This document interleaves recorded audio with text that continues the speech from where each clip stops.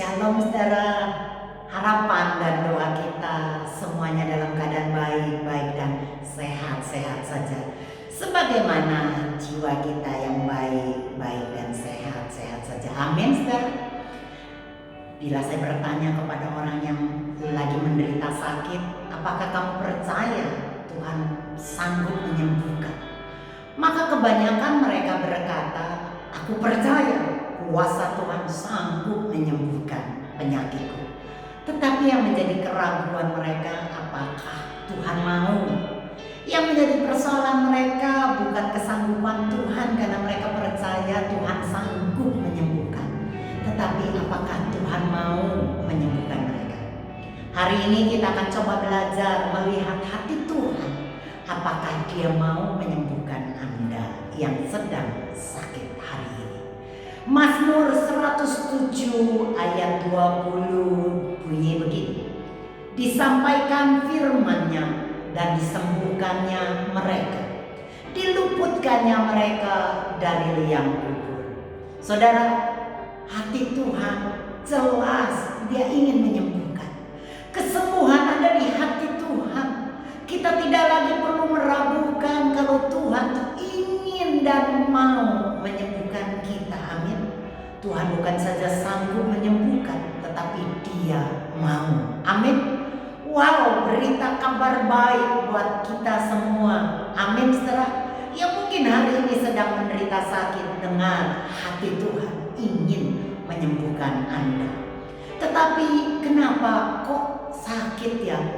Nah saudara, di ayat sebelumnya Mazmur 107 ayat 17 menjelaskan akan hal ini saudara.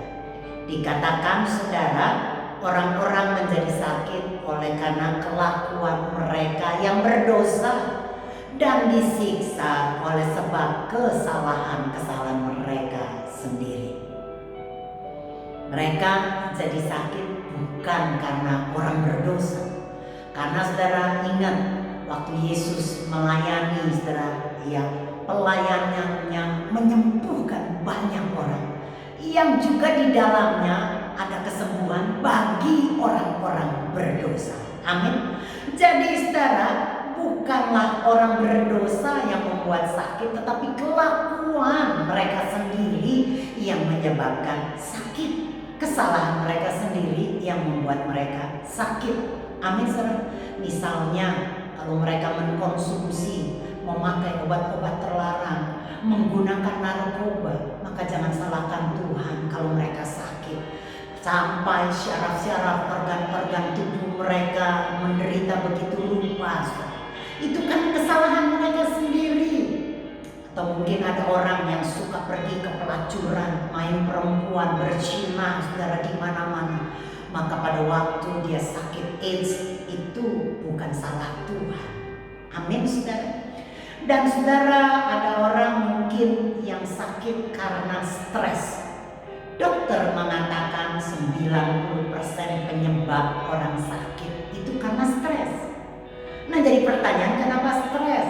Ya karena di dalamnya hidupnya penuh dengan kekhawatiran, ketakutan, kepahitan, kebencian. Maka pada waktu saudara dia sakit itu karena stres, karena tertekan, maka penyakit datang. Amin saudara. Dan saudara, ya di ayat 18 dikatakan mereka muak terhadap segala makanan dan mereka sudah sampai pintu gerbang maut. Sampai mereka sakit parah begitu rupa, tidak mau makan. Tapi ayat selanjutnya, maka berseru-serulah mereka kepada Tuhan dalam kesesakan mereka, dan diselamatkannya mereka dari kecemasan mereka. Saudara, hati Tuhan walaupun mereka sakit karena kesalahan mereka sendiri, karena perbuatan dosa mereka sendiri, hati Tuhan tidak pernah menolak. Setiap orang yang berseru, setiap orang yang meminta, setiap orang yang berseru-seru, maka diselamatkannya mereka. Amin saudara. Ditariknya mereka keluar dari pintu maut dan diselamatkan mereka. Tidak pernah ditanya apa dosamu, bertobat dulu ya. Kamu sih bikin salah. Tidak saudara. Tuhan tidak pernah menghukum. tidak pernah saudara berbuat seperti itu. Amin saudara. Tetapi hati Tuhan adalah selalu ingin menyembuhkan kita. Nah saudara, bagaimana cara Tuhan saudara? Ya tentunya saudara, Tuhan bisa memakai banyak cara. Bisa saudara lewat minyak, atau mungkin lewat perjamuan kudus saudara. Bisa juga lewat hamba Tuhan yang punya karunia kesembuhan. Saudara, segala cara Tuhan bisa pakai, tetapi saudara jangan pernah Anda berfokus kepada caranya. Ya, karena waktu Tuhan menyembuhkan, Tuhan tidak pernah memakai metode. Tuhan tidak pernah saudara memakai satu cara saudara yang telah ditetapkan. Misalnya saja saudara lihat, kadangkala Tuhan menyembuhkan saudara lewat memakai tangan. Ya, disembuhkannya mereka memakai tangan. Atau kadangkala instruksi melangkah dengan iman, pergi ke sana, pergi ke situ. Saudara, itu bisa saja lewat perkataan. Atau mungkin lewat sesuatu saudara yang kelihatannya wow, Yesus meludah ke tanah, dan tanah yang telah dibasahi ludah ditempelkan ke mata orang yang buta, dan orang itu jadi sembuh. Jadi tidak ada metode saudara, cara Tuhan menyembuhkan saudara. Karena Tuhan bukan robot, Tuhan bukan pabrik yang sudah disetel saudara begitu rupa, mekanik yang begitu rupa, bukan. Tuhan bisa memakai beribu-ribu cara. Amin. Jadi waktu kita mau disembuhkan, jangan pernah fokus kepada caranya. Amin saudara. Dan saudara, ya mujizat yang Tuhan lakukan, kesembuhan yang Tuhan lakukan, banyak caranya. Dan juga jangan pernah memakai kesaksian orang. Saudara, pada waktu kita mendengar kesaksian ada orang yang disembuhkan, pada waktu mereka berdoa puasa, mereka membuang obat-obatnya dan beriman saja. Saudara, jangan pernah tiru perbuatan mereka kalau Tuhan tidak perintahkan buat kita. Amin.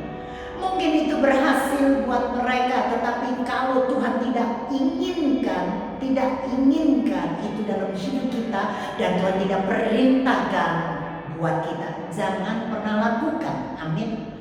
Atau mungkin ada orang saudara yang tidak mau pergi ke dokter karena berkata iman saja. Karena kalau dokter berarti tidak percaya Yesus sungguh-sungguh. Saudara, saya mau berkata jangan tiru. Amin saudara. Jangan tiru saudara. Anda dengarkan, kita disembuhkan. Saudara, pada waktu kita mendengarkan firman-Nya, kita mendapatkan firman-Nya. Misalnya 1 Petrus 2 ayat 24, oleh bilur-bilurnya kita telah sembuh. Pada waktu Anda mendapatkan rema, Anda mendapatkan firman-Nya, pegang saudara. Yesaya 53 ayat 5 dikatakan dia tertikam oleh karena pemberontakan kita, diremukkan oleh karena kejahatan kita. Ganjaran yang mendatangkan keselamatan bagi kita ditimpakan kepadanya, dan oleh bilur-bilurnya kita menjadi sembuh. Amin saudara. Percayalah akan firman saudara, kebenaran bahwa Yesus mati saudara, dan bilur-bilurnya, luka-lukanya, goresan-goresannya itu menyebabkan, membuat kita menjadi sembuh. Amin. Pegang firman itu, walaupun mungkin kenyataannya belum Anda terima. Jangan bergantung kepada perasaanmu. Engkau rasanya kok masih gak enak badannya, kok masih batuk ya, kok masih sakit ya. Saudara, perasaan itu saudara tidaklah menjadi sebuah kebenaran. Karena perasaan bisa berubah-ubah saudara. Hari ini Anda bisa senang, tapi kita tidak tahu perasaanmu 1 jam kemudian. Amin saudara. Tetapi saudara, kebenaran adalah firman. Firman-Nya ya dan amin. Pegang itu. Bila engkau sudah terima pewahyuan firman-Nya, maka itulah kebenaran yang harus engkau pegang begitu rupa. Saudara, kita juga sering berdoa seperti seorang peminta-minta, seperti pengemis yang memohon belas kasihan Tuhan. seolah-olah Tuhan yang membuat kita sakit. Kita berseru, oh Tuhan, tolong Tuhan, Tuhan tolong Tuhan. Kita mengemis saudara begitu rupa karena kita pikir penyakit itu datangnya dari Tuhan. Saudara, Tuhan tidak pernah melakukan hal itu. Pada waktu Tuhan menyembuhkan, dia tidak pernah, Yesus tidak pernah meminta, oh Bapa, tolong Bapak itu. Oh Bapakku, sembuhkan perempuan itu. Tidak, saudara. Tapi Yesus pakai kuasa, deklarasikan, sembuhlah engkau. Maka kesembuhan terjadi. Kenapa, saudara?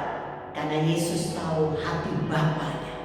Hati Bapa yang punya kemauan menyembuhkan, saudara. Amin. Anda harus pahami, hati Bapa selalu dan mau menyembuhkan. Amin.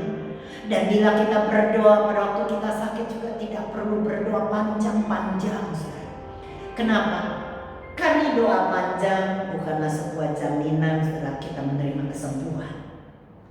Kalau misalnya Anda lagi sedang ada dalam kantor, tiba-tiba Anda menderita sakit kepala, migrain yang berat, maka saya percaya kita tidak sempat, tidak punya waktu berdoa panjang. Kita tidak lagi bisa membangun suasana dengan pujian atau lewat penyembahan. Tidak bisa, tapi perkatakan, deklarasikan, katakan, migrain keluar, sakit kepala keluar dalam nama Yesus. Otoritas yang Yesus berikan buat kita, katakan saudara, segala penyakit keluar dari tubuhku. Amin, dalam nama Yesus. Amin, saudara. Jadi ketahuilah, penyakit bukan datangnya dari Tuhan. Tuhan tidak pernah menghukum kita dengan penyakit. Kesalahan, dosa apapun yang kita perbuat, Tuhan tidak pernah hukum dengan penyakit. Tapi keinginan dan kerinduan yang justru adalah menyembuhkan kita. Ia datang saudara ke dunia, mati disalib dengan menderita begitu rupa, agar Anda dan saya tidak lagi mengalami penderitaan. Bilur-bilurnya, luka-luka yang disebabkan cambuk yang mencabik-cabik dagingnya, membuat bilur-bilur, balur-balur saudara, itu luka yang panjang, goresan saudara, garukan yang luka tetap. Bilurnya dikatakan menyembuhkan kita. Untuk itulah dia sudah tanggung semua penyakit kita di atas kayu salib. Dia sudah bayar segala penyakit kita. Dia sudah lunasi semua dosa kita. Tidak ada lagi saudara yang bisa kita kerjakan untuk menebus, untuk saudara yang menebus segala kesalahan kita, dosa kita. Tidak ada lagi yang bisa kita buat. Tetapi terimalah dan percayalah, karena Yesus sudah selesaikan semuanya di atas kayu salib. Amin, saudara. Saya berdoa kalau hari ini Anda yang sedang terbaring sakit, mungkin ada di antara saudara-saudara yang sedang sakit, saya berdoa, mari kita berdoa. Biarlah engkau tahu hati Tuhan yang selalu dan selalu ingin menyembuhkan Anda. Perkatakan, imani, deklarasikan bahwa engkau sudah sembuh. Terima firman-Nya dan jangan saudara pedulikan perasaanmu yang berkata kau belum sembuh, kau masih sakit. Saudara, itu perasaan yang mungkin bisa berubah-ubah. Tapi pegang akan kebenaran, yaitu firman-Nya yang ya dan amin. Firman-Nya kekal selama-lamanya, tidak ada bayangan perubahan di dalamnya. Saya berdoa biarlah Anda boleh menerima kesembuhan yang datang dari Kristus Yesus. Damai buat Anda, shalom bagi kita semua, shalom bagi Indonesia, shalom sejahtera bagi Anda. Haleluya. Amin. Amin. Amin. Amin.